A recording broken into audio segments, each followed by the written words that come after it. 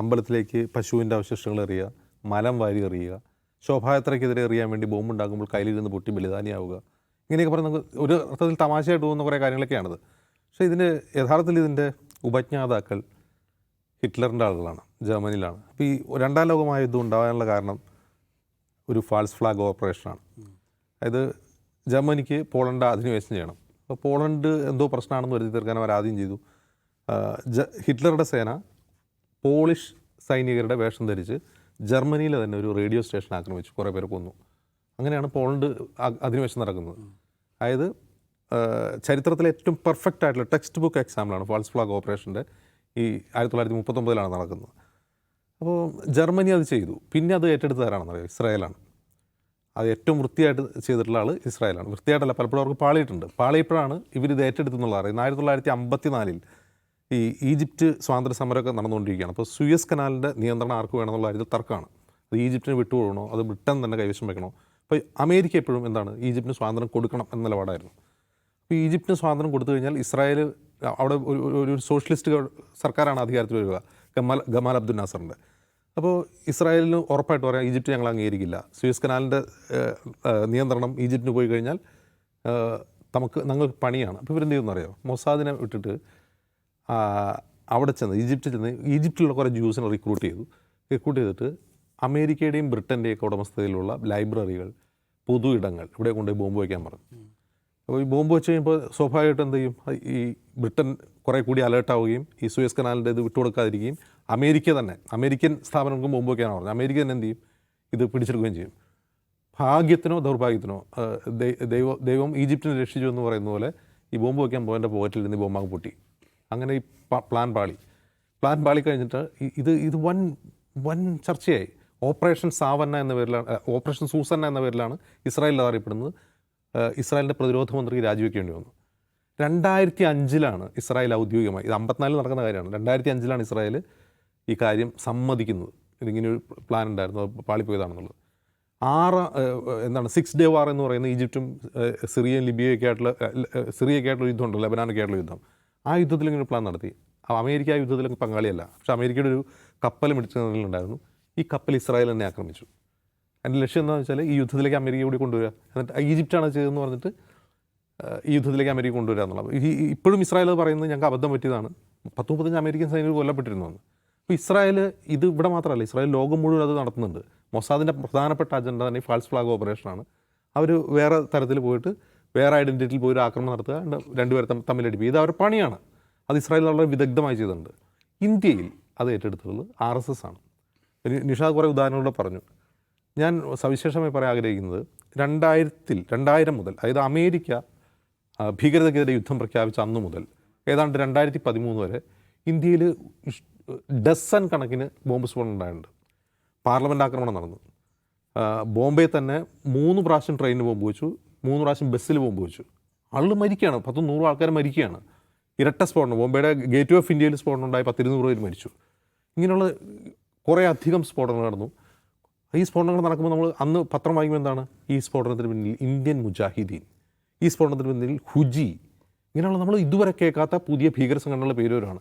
ഈ പേരൊക്കെ എവിടെ നിന്നാണ് വരുന്നത്? ആർക്കും അറിയില്ല. അങ്ങനെ സംഘടന ഉണ്ടോ? ഇല്ല. അസംഗഡ് മോഡ്യൂൾ എന്ന് പറയുന്നൊരു വലിയ വാർത്ത ഓർക്കുന്നുണ്ടാവും, സേഫ് 2008 ശേഷം പുറത്തുവന്ന സാധനമാണ്. ഉത്തർപ്രദേശിൽ അസംഗഡ് എന്ന് പറഞ്ഞ സ്ഥലത്ത് നിന്ന് 100 കണക്കിന് ചെറുപ്പക്കാരെ പിടിച്ചുകൊണ്ടുപോയി.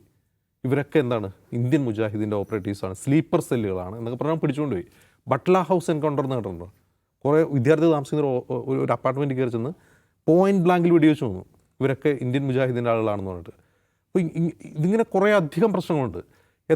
ഇതൊക്കെ പൊളിയുന്ന എവിടെയാണ്? മുമ്പ് നിഷാദ് പറഞ്ഞ പോലെ ഈ മാലേഗാവ് സ്ഫോടനത്തിൽ ഇത് പിടിക്കപ്പെടുമ്പോഴാണ്, അല്ലെങ്കിൽ സ്വാമി അസീമാനന്ദയുടെ കുറ്റസമ്മതം മൊഴി വരുമ്പോഴാണ്. അതിൽ ഏതൊക്കെ സ്ഫോടനങ്ങളാണ്? സംജോത എക്സ്പ്രസ് സ്ഫോടനം, മാലേഗാവ് 1ഉം 2ഉം, പിന്നെ മക്കാ മസ്ജിദിലെ 2 സ്ഫോടനങ്ങൾ, ഇതെല്ലാം ഞങ്ങളാണ് ചെയ്തതെന്ന് അസീമാനന്ദ തുറന്നു പറഞ്ഞു. എന്നിട്ട് ഇതിന് ആരെ തലയിലടിക്കുന്നത്? ഈ പറയുന്ന ഹുജി, ഇന്ത്യൻ മുജാഹിദീൻ, ഹുജി എന്നൊക്കെ പറഞ്ഞ് കുറേ അധികം പേരുകളിൽ. ഏറ്റവും പ്രധാനപ്പെട്ട ഒരു കേസ് കൂടിയുണ്ട്, അക്ഷർധാം ഭീകരാക്രമണം. അതായത് ഗുജറാത്ത് കലാപം കഴിഞ്ഞ് 2-3 വർഷം കഴിഞ്ഞിട്ട് 2006 തോന്നുന്നു, നരേന്ദ്രമോദി ഗുജറാത്ത് ഭരിക്കുമ്പോഴാണ്. അക്ഷർധാമിൻ്റെ ക്ഷേത്രമാണ്, വളരെ പ്രശസ്തമായ ഒരു ക്ഷേത്രത്തിൽ ഭക്തരൊക്കെ നിൽക്കുന്ന സമയത്ത് ഒരാൾ ടാക്സിയിൽ വന്നിട്ട് അകത്ത് കയറി തോക്കായിട്ട് ചറവറ വെടിവെക്കുന്നു, ആളുകളെ കൊല്ലുന്നു. അവസാനം രാത്രിയാകുമ്പോൾ NSG വന്നിട്ടാണ് ഈ ഭീകരനെ വെടിവെച്ച് കൊല്ലുന്നത്. ഈ കേസിൽ 12 പേരെ അറസ്റ്റ് ചെയ്തു. ഈ വന്നയാളെ വെടിവെച്ച് കൊന്നു. ഇയാളെ സഹായിച്ചു എന്ന പേരിൽ ആ പ്രദേശത്തുള്ള 10-12 ആൾക്കാരെ അറസ്റ്റ് ചെയ്ത് ജയിലിലടച്ചു. ഈ 20 വർഷത്തോളം അവർ ജയിലിൽ കിടന്നു. സുപ്രീം കോടതി അവരെല്ലാം വിട്ടയച്ചേക്കാണ്. ഇവിടെ വെച്ചാൽ അവരെന്തിനാണ് അവരെ ചേർത്തതെന്ന് പോലും അറിയില്ല. കൊല്ലപ്പെട്ട ആരാളാണെന്ന് പോലും അറിയില്ല. കൊല്ലപ്പെട്ട ആളുടെ ഇന്ന് ഉറുദുവിലൊരു ലെറ്റർ കിട്ടി. ആ ലെറ്റർ വായിച്ചിട്ടാണ് ബാക്കിയുള്ളവരൊക്കെ അറസ്റ്റ് ചെയ്തെന്ന് പറയുന്നു. ഇതൊന്നും രണ്ടും കേസല്ല. ഇത്തരത്തിലുള്ള കേസുകൾ ഇപ്പോൾ ഈ 2018 ശേഷം 2025 വരെ ഒരു 8 വർഷം കൊണ്ട് ഒരു 100 കണക്കിന് മനുഷ്യരെ ജയിലിൽ നിന്ന് സുപ്രീം കോടതി പുറത്തു വിട്ടിട്ടുണ്ട്. 100 കണക്കിന്. നമുക്ക് ആ കേസുകളുടെ എണ്ണം തന്നെ എടുക്കാൻ കഴിയില്ല. പ്രധാനപ്പെട്ട കേസുകൾ പറയുകയാണെങ്കിൽ ഞാൻ ഇത് പറയുകയാണെങ്കിൽ മക്ക മസ്ജിദ്, സംജോത എക്സ്പ്രസ്, അതുപോലെ ഹൈദരാബാദ് സ്ഫോടനങ്ങൾ, മുംബൈ ട്രെയിൻ ബ്ലാസ്റ്റ്, രാജസ്ഥാനിലെ അജ്മീർ ദർഗ. രാജസ്ഥാനിൽ ഭയങ്കര രസമാണ്. രാജസ്ഥാനിൽ പിടിയിലായത് ബംഗ്ലാദേശുകാരാണ്. അവരൊക്കെ ഹുജിയുടെ ആൾക്കാരാണെന്ന് പറഞ്ഞിട്ടാണ്. നമുക്ക് അവസാനം അവരെ വെറുതെ വിട്ടുകൊണ്ട് രാജസ്ഥാൻ ഹൈക്കോടതി പറഞ്ഞൊരു കാര്യമുണ്ട്, നിങ്ങൾ നിയമം പഠിച്ചിട്ടുണ്ടോ എന്ന് DGPയോട് ചോദിക്കുകയാണ്. ശിക്ഷ എന്തായിരുന്നു? വധശിക്ഷ. ഇതിലും അതെ. ഈ അക്ഷർധാം ആക്രമണത്തിലും വധശിക്ഷയാണ്. വധശിക്ഷയെന്നാണ് അവർ വെറുതെ വിട്ടത്. DGPയോട് രാജസ്ഥാൻ ഹൈക്കോടതി ചോദിക്കുകയാണ്, നിങ്ങൾ നിയമം പഠിച്ചിട്ടുണ്ട്. കാരണം ഈ സാക്ഷി പറയുന്ന ആൾക്കാർ, ഇത് കുറേ കേസുകളുണ്ടല്ലോ. ഒരു കേസിലെ സാക്ഷി എടുത്തിട്ട് വേറെ കേസിൽ കൊണ്ട് സാക്ഷിയാക്കി വയ്ക്കും. അപ്പോൾ കോടതി ചോദിക്കും, ഈ സ്ഫോടനം കണ്ടത് നീ എങ്ങനെയാണ് ഈ സ്ഫോടനം കണ്ടത്? വേറൊരു സ്ഥലത്തായിരിക്കും സ്ഫോടനം. ഇവർക്ക് ഈ സാക്ഷികൾ ഉണ്ടാക്കുക എന്നുള്ള വലിയ പണിയാണ്. അതുപോലെ തന്നെ ജയിലിൽ വേറൊരു കേസിൽ ജയിലിൽ കിടക്കെ തന്നെ മറ്റൊരു കേസിൽ പ്രതി ചേർക്കും. കോടതിയിൽ വന്നു കഴിയുമ്പോൾ ഈ കേസിൽ ഇയാൾ ജയിലിലല്ലേ ഈ സ്ഫോടനം നടക്കുമ്പോൾ, പിന്നെ എങ്ങനെയാണ് ജയിലിൽ നിന്ന് ഇയാൾ പോയി സ്ഫോടനം നടത്തിയെന്ന് കോടതി ചോദിക്കും. ഇങ്ങനെയുള്ള വളരെ വളരെ എന്താണ് പറയുക, അയുക്തികരം എന്ന് പറയാവുന്ന കേസുകളാണ് ഈ കോടതിയിൽ വരുന്നത്. ഇത്തരം അയുക്തികരമായ കേസുകളാണ് വിചാരണ കോടതിയിൽ ഇവർക്ക് വധശിക്ഷ വിധിക്കുന്നത്. അത് വേറെ കാര്യം. അപ്പോൾ ഇത് മുഴുവൻ ഈ 2001 മുതൽ 2001 പാർലമെൻറ്റ് ആക്രമണം തുടങ്ങിയത് മുതൽ 2013 വരെ, ഈ 2013 പ്രത്യേകതയുണ്ട്. ഇങ്ങനെയൊരു നോൺ അറ്റാക്ക് ഏറ്റവും അവസാനം നടക്കുന്നത് ഹൈദരാബാദിലാണ്, ദിൽഖുഷ് നഗർ എന്നാണ്, ദിൽസുഖ് നഗർ. അതിനുശേഷം ഇങ്ങനെയുള്ള പരിപാടി നിന്നുപോയി. 2014 മോദിജി അധികാരത്തിൽ വരുന്നു. ഈ പറയുന്ന ഹുജി, ഇന്ത്യൻ മുജാഹിദ് എന്നുള്ള ലൊട്ടിലൊടുക്ക് സകല ഭീകര സംഘടനകളും അപ്രത്യക്ഷമാകുന്നു. ഇതൊക്കെ എങ്ങനെ സംഭവിക്കുന്നു? അപ്പോൾ ഇതുകൊണ്ടുണ്ടായ ഇന്ത്യ എങ്ങനെയാണ് ഈ സ്ഫോടനങ്ങൾ മാറ്റിയത്? ഈ false flag operation Indian political നറേറ്റീവിനെ എങ്ങനെയാണ് മാറ്റിയത്? ഒരു വശത്ത് ഇസ്ലാമോഫോബിയ ഉള്ളായിരുന്നു. ഈ ഭീകര സംഘടനകളെ ചൂണ്ടിക്കാട്ടി പലതും ഇല്ലാത്ത ഭീകര സംഘടനകൾ. ഏറ്റവും രസമുള്ള കാര്യം, അഹമ്മദാബാദ് സ്ഫോടനം നടക്കുമ്പോൾ ഇന്ത്യയിലെ മാധ്യമങ്ങൾക്ക് മുഴുവൻ ഇന്ത്യൻ മുജാഹിദീൻ മെയിൽ അയച്ചു, ഞങ്ങളിതാ ഈ ഇപ്പോൾ പൊട്ടിയ ബോംബ് ഞങ്ങളുടെയാണ് എന്ന് പറഞ്ഞ് മെയിൽ അയച്ചു. ഇന്ത്യൻ മാധ്യമങ്ങളിലൂടെയാണ് വാർത്ത വരുന്നത്. അപ്പോൾ ഈ മെയിൽ എവിടെ നിന്ന് അയച്ചതെന്ന് അന്വേഷിച്ച് കഴിഞ്ഞാൽ ഇവരെ പിടിക്കാൻ പറ്റില്ല. രാജസ്ഥാനിലൊക്കെ എങ്ങനെയായിരുന്നു? എല്ലാ മാധ്യമങ്ങൾക്കും മെയിലേക്കാണ് ഞങ്ങളാണ് പൊട്ടിച്ചതെന്ന് പറഞ്ഞു. എല്ലാ സ്ഫോടനവും ഇവരങ്ങ് ഏറ്റെടുക്കും. അതാണ് എൻ്റെ രസം. അതേസമയം മറ്റു സ്ഫോടനങ്ങളൊന്നും ഏറ്റെടുക്കുകയില്ല. അപ്പം ഇത് ഇന്ത്യയുടെ രാഷ്ട്രീയ വിധിയെ എങ്ങനെ മാറ്റിയെന്ന് ആലോചിച്ച് നോക്കുക. വൻതോതിലുള്ള ഇസ്ലാമോഫോബിയ പടരുന്നു. അത് ആർക്ക് ഉപകാരപ്പെടുന്നു? പിന്നെ അധികാരത്തിൽ വന്നവർക്ക് ഉപകാരപ്പെടുന്നു. ആ ഒരു സിറ്റുവേഷൻ ഇപ്പോഴും നിലനിൽക്കുകയാണ്. എന്നാൽ ഈ വെറുതെ വിട്ട ആളുകൾ, ഈ കേസുകൾ എന്തായി?